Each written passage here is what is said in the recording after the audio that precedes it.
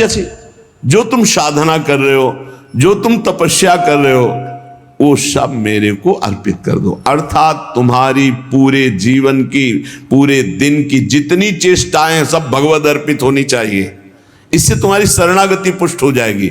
यद करोसि यदस्नासि यज्जुहोसि ददासि यद तपस्यसि कौन्तेय तत्कुरुषु मदर्पणम, मेरे को अर्पित कर दो। अब ध्यान रखना, अब अपनी कमी की चिंता नहीं करनी, क्योंकि हमने भगवान को सब कुछ अर्पित कर, और कमी रहेगी नहीं। कमी रहती है अहंकार के कारण, भगवत विमुक्ता के कारण।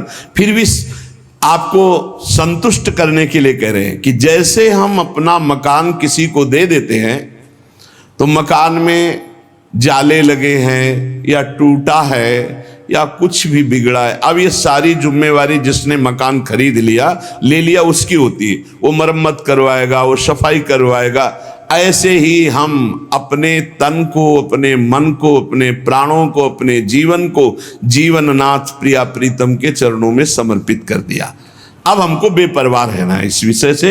अब हमारा क्या होगा हमको ये चिंता नहीं करनी। अगर चिंता है तो शरणागति नहीं हुई, अगर ये चिंता है कि मेरा क्या होगा तो शरणागति नहीं हुई। सोचो, संसार में कोई तुम्हें प्यार नहीं करता, मान लो बात। जो प्रिया जो प्यार करके अपने महल में रखे, सुविधाओं के द्वारा तुम्हारा भरण पोषण कर रहे, तुम उनके प्रति रोना नहीं आता? उनके प्रति तुम्हें ये गुस्सा आता है कि ये प्रतिकूलता क्यों दे दी, हमारी ये अनुकूलता की बात थी, अनुकूलता क्यों नहीं दी? अरे जिनसे तुम अनुकूलता की आशा करते थे वो तो तुम्हें देखना नहीं चाहते, अंतर की बात तुम्हें बता रहे। और जिनको तुम कभी माने नहीं, जिनके लिए कभी कुछ किया नहीं, वो तुम्हें अहेतुकी प्यार से लबालब डुबो रहे, फिर भी तुम्हारे अंदर गुस्सा आता है प्रभु के प्रति। तुम हो कौन? अरे तुम भगवद अंश हो, भगवान के द्वारा शरीर दिया गया, भगवान के द्वारा सारी व्यवस्था दी गई, तुम्हारा अस्तित्व ही श्री भगवान है। समर्पित हो जाओ तो फिर चिंता भी खत्म हो जाएगी, सब कुछ उनकी कृपा से हो जाएगा। तुम चिंता मत करो, चिंतन करो। भगवान हमें मोक्ष दे दे, भगवान हमें स्वर्ग दे दे, भगवान हमें अनुकूलता दे दे, भगवान हमें अमुक वस्तु दे दे, ऐसा सोचने वाला समर्पण नहीं हुआ, अभी शरणागत नहीं हुआ। सर्व समर्पण में ये सोच ही नहीं रह जाती। जब तक अहंकार है तब तक समर्पण का नाटक है, समर्पण नहीं। अहंकार है वहां सर्व समर्पण नहीं है। इसीलिए ये सब प्रश्न और सब चिंताएं, शोक, इनकी गुंजाइश नहीं। शरणागत के पास कोई भी किसी भी तरह की चिंता और संशय वृत्ति नहीं रहती। सर्व समर्पण हो जाने पर अब जिम्मेवारी भगवान की है, हमारी नहीं। हमारा केवल कर्तव्य भगवान का आदेश पालन करना। वो आदेश करें अनन्यस चिंतयन्तो माम, केवल मेरा अनन्य चिंतन करो, माम अनन्यस चिंतन। जिस प्रकार पतिव्रता पत्नी पर पति का पूर्ण अधिकार होता है, उसी प्रकार पत्नी का पति के संपूर्ण वैभव पर भी अधिकार और गोत्र पर भी अधिकार। वही नाम, वही गोत्र, वही संपत्ति। जिसके जीवन में भगवान के प्रति समर्पण आ गया तो उसकी ठसक हो जाती। तुम किस गोत्र के हो? बोले अच्युत गोत्र, श्री हरिवंश सुगोत कुल। जो अपनी महिमा से कभी च्युत नहीं होते, उन हम भगवान के हैं। अब हमारा गोत्र, हमारी जाति, हमारा कुल भगवान है।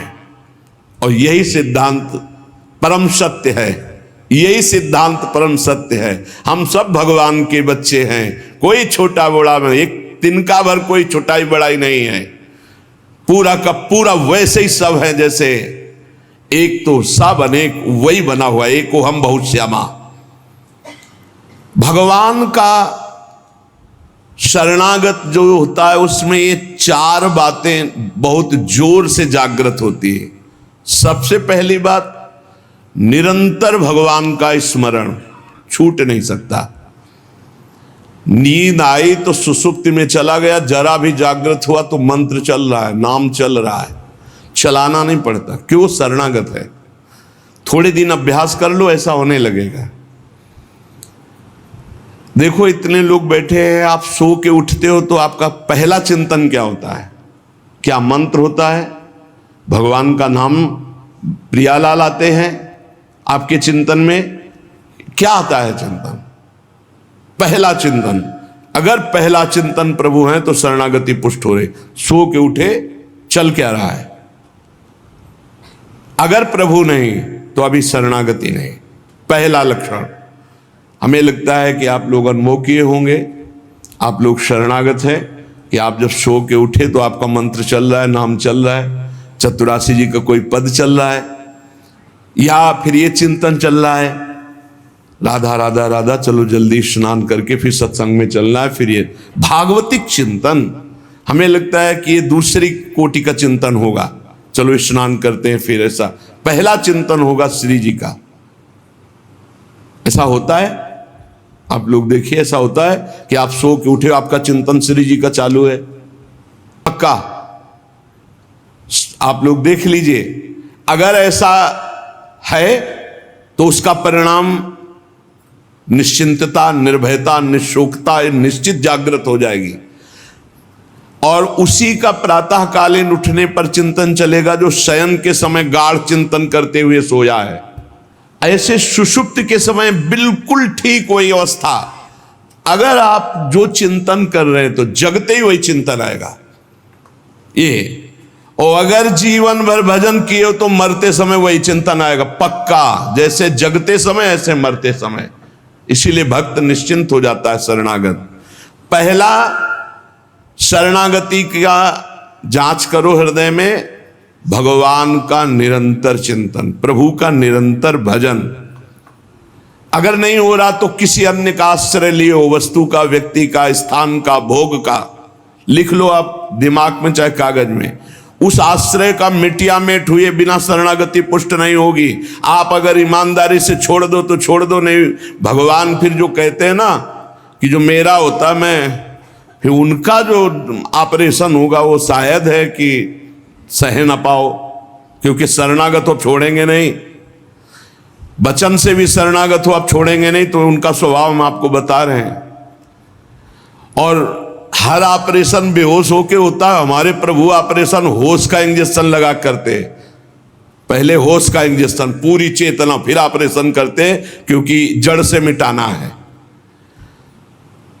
निरंतर भजन क्यों नहीं होता? इसका उत्तर है आपका कोई अन्य आश्रय है, कोई है व्यक्ति, वस्तु, स्थान, पदार्थ, पद, कुछ है जिसको तुम भजन से भी अधिक मानते हो, प्रभु से भी अधिक मानते हो, इसीलिए आपका भजन नहीं होता। जो सर्वतोभावेन शरणागत है, भजन करना नहीं पड़ता, भजन होता है। चलना प्रदक्षिणा होती, बोलना स्तोत्र होता है, सोना समाधि होती है, भोजन पाना यज्ञ होती है, हर चेष्टा उनकी भजन होती है। दूसरा, अपने प्रभु से कुछ ना चाहें, यहां तक कि मोक्ष भी ना चाहें। क्यों चाहें? क्या आप जानते नहीं हो कि क्या करना है? सर्वज्ञ हो, जब जो चाहे करो, हम राजी हैं। पहला, निरंतर भगवान का भजन। दूसरा, अपने प्रभु से कोई भी मांग ना रखना, शर्त ना रखना। जो शर्त होता है वो प्रेम नहीं होता, प्रेम में कोई शर्त नहीं होती, सौदेबाजी नहीं होती। प्रेम में सौदेबाजी नहीं होती, सौदेबाजी प्रेम नहीं होता, पक्की बात समझ। तीसरा, प्रभु के हर विधान में आनंदित होना। प्रभु के हर विधान में आनंदित कौन होता है? शरणागत। नहीं तो विधान की जांच होती है, अनुकूल है कि प्रतिकूल। प्रतिकूल है तो नो नो नो। ये जो कच्चाई होती शरणागति में, वो भरभरा जाता है, शोकित हो जाता है, इधर उधर डगमगा के आश्रय लेने लगता है। हर विधान उनका मंगलमय।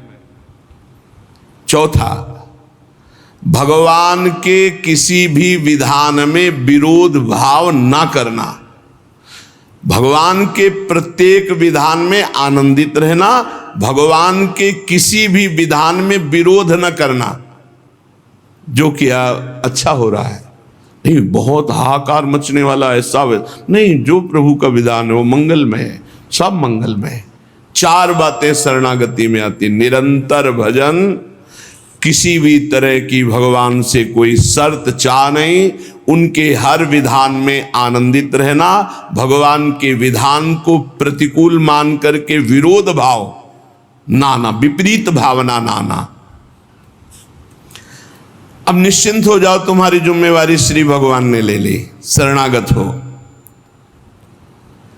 अब तुम्हें किसी भी तरह का दुख आवे तो उबना नहीं है, वो सुख है, दुख रूप लेके आ रहा है। जैसे माया दुख भेजती सुख रूप में, पार्सल में ऊपर लिखा होता है सुख, और जब खोलो अंदर तो होता है दुख। जिसे तुम सुख समझते हो ये सुख नहीं, सुख की छाया है, समझ पड़ती नहीं, ये गिरधर की माया है, भारी दुख है। दुखालयम शाश्वतम में जो भी पोस्ट आता है आपके पास वो दुखद ही है।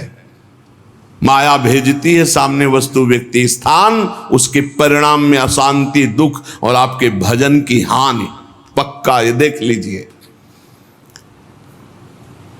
जन्म भर भगवान के साथ अर्जुन जी रहे हर समय, लेकिन गीता का उपदेश प्रारंभ हुआ शिष्यस्ते हम साधिमाम त्वाम प्रपन्नम। प्रपन्न से ही ज्ञान की उत्पत्ति होती है। जो भगवान की शरणागति, उसी से शुद्ध ज्ञान होता है। तब तक भगवान अंदर बैठे हैं, ज्ञान प्रकाशित नहीं करेंगे। जैसे अर्जुन जी के साथ रहते हुए गीता को उपदेश कब दिया? जब अर्जुन जी ने कहा शिष्यस्ते हम साधिमाम त्वाम प्रपन्नम, मैं आपका शिष्य हूं, आपका शरणागत हूं, आप मुझे ज्ञान। भगवान गीता जी, ज्ञान का फल क्या हुआ? बोले नष्टो मोह स्मृतिर्लब्धा तत्प्रसादान मयाच्युता। मोह का नाश हो गया, स्मृति जागृत हो गई आपके कृपा प्रसाद से, हे गोविंद, हे अच्युत। तो इसी प्रकार हमारे अंदर भी सब ज्ञान जागृत हो जाएगा, पहले हम भगवान की शरणागत हो। त्वाम प्रपन्नम, भगवान का सर्व समर्पण भाव ही सब दिव्यताएं जागृत करता है। भगवान के प्रति जितना समर्पित होते जाओगे उतने दिव्य ज्ञान होता चला जाएगा। और जो चीजें आपकी दुर्गति कराने वाली होना, वो नष्ट जरूरी था होना। ये बात दिमाग में बैठा लो, कुछ पकड़े मत रहना, क्योंकि भगवान को जो लगेगा वो हटा देंगे, वो नष्ट कर देंगे। जो वस्तु भगवान नष्ट करे तो जान लो परम मंगल विधान, ये वस्तु हमें भगवत प्राप्ति में बाधा पहुंचा देती, इसलिए भगवान ने उसे नष्ट कर दिया। भगवान को समर्पित वस्तु के नष्ट होने में तुम्हें क्यों जलन हुई? क्योंकि तुमने तो भगवान को अपना सर्वस्व मानकर समर्पित कर दिया। अब तुम्हारे पास अपना कहलाने के लिए सिर्फ भगवान है, और भगवान की सब वस्तु जब जो चाहे हटा लें, जब जो चाहे रख लें। जरा इस पर विचार करो। आप राजी हो शरणागत? आपके पास अपना कहने वाला शब्द केवल भगवान के लिए है, और जो भी कुछ आपके पास है वो सब भगवान का है। वो चाहे अभी बुला ले, चाहे वर्षों रखे, चाहे अभी नष्ट कर ले, चाहे और बढ़ा दे। क्या राजी हो इस बात में शरणागति पर? अंदर से देख लो, तुमने तो दे दिया भगवान को, और तुम्हारा था कब, और वो था कौन, तुम्हें पता है? नहीं पता। इसी अज्ञान का नाश करने के लिए पहले ये बात स्वीकार करो, अपना कहने के लिए हमारे पास अब एक बात रह गई है, प्रभु। हमारे पास जो कुछ है, शरीर, मन, प्राण, आत्मा, परिवार, धन, संपत्ति, सब प्रभु को दे दिया। सोहम तभी वास्तिता। अब जब प्रभु को दे दिया तो जब मन आवे तब ले ले। जैसे हम अपने घर की कोई वस्तु किसी को दे दिया, वो कह रहा है रखे रहो, हम ले लेंगे। अब जब कभी वो ले ले तो ईमानदारी से हमको दुख नहीं होना चाहिए, क्योंकि हमने उसको दे दिया। अब आप देख लीजिए, एक माई आके बहुत रोई और कहे जिंदगी हो गई, नौ दुर्गा पूरी रहती थी, रोज शंकर जी को जल चढ़ाती और रोती जा रही थी, और मतलब हो सकता है 65 वर्ष की, और हमारे पति को ले लिया, हमारी पूरी श्रद्धा नष्ट हो गई, जीवन भर व्रत। और शरणागति को समझो भाई, बहुत आनंद आ जाएगा। आपके पास, अगर आप भगवत मार्ग में चल रहे हैं, शरणागत हैं, तो आपके पास अपना कहने के लिए अब कुछ नहीं बचा, वो केवल श्री भगवान है। मेरे तो गिरधर गोपाल दूसरों न कोई। अब दूसरी जो कुछ भी है वस्तु, व्यक्ति, स्थान, वो गोविंद का है। जब चाहे गोविंद ले ले, जब चाहे बढ़ा दे, जब चाहे घटा दे, जब चाहे नष्ट कर दे, तुम्हें दुख नहीं होना चाहिए अगर दुख शरणागत की है। अब जो जीवन में प्रभु का शरणागत है, उसका पहला लक्षण कि निरंतर स्मरण करता है, तो अंत काल में भगवान का स्मरण होगा। अभी आपको बताया, जो रात्रि में सोते समय स्मरण करता है उसका परिणाम जागते समय वही स्मरण। जो जीवन भर स्मरण करता है तो अंतिम समय भगवत स्मरण होता है। और भगवान का वचन है, अंत काले च मामेव स्मरन मुक्त्वा कलेवरम यह प्रयात समद्भावम याति नास्त्यत्र संशयः। जो जीवन भर भजन करता है उसका अंतिम समय भजन भगवान करवाते हैं, क्योंकि बड़ी दुखद स्थिति होती है।